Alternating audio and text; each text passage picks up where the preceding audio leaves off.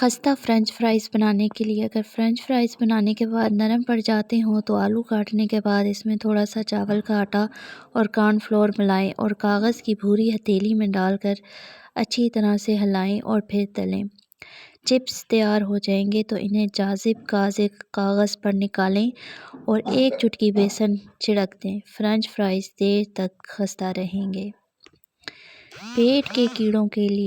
پیٹ کے کیڑوں کو نکالنے کے لیے ایک پیالی پانی میں 1.5 چائے کا چمچ کلونجی اور 1 چائے کا چمچہ شہد ڈال کے اچھی طرح سے پکائیں۔ اس پانی کو تھوڑا تھوڑا کر کے سارا دن میں پی لیں۔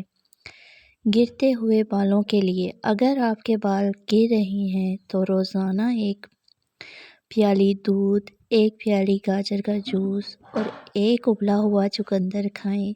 اس سے بال بہت اچھے اور جاندار ہو جاتے ہیں۔ علاوہ ازیں گرتے بالوں کو روکنے کے لیے بالوں میں 2 گھنٹوں کے لیے تیل لگا لیں۔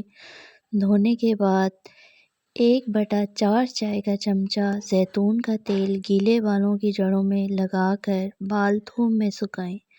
سموسے کی پٹیاں محفوظ کرنے کے لیے سموسے کی پٹیوں کو ململ کے کپڑے میں لپیٹیں اور پھر انہیں پلاسٹک کی تھیلی میں لپیٹ کر ڈیپ فریزر میں رکھ دیں۔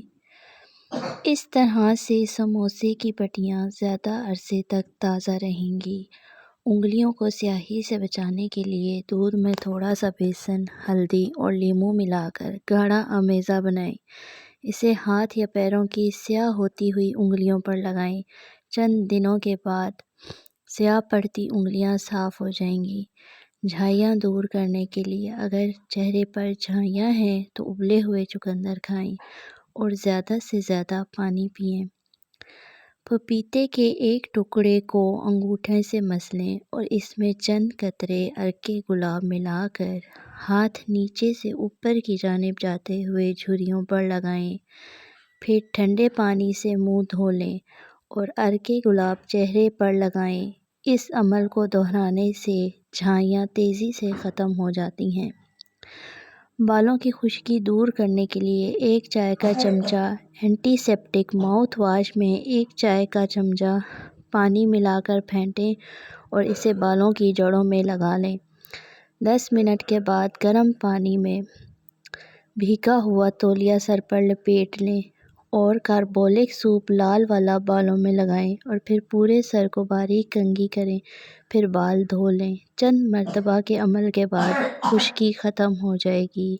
امید ہے آج کی ٹپس آپ کو بہت پسند آئی ہوں گی۔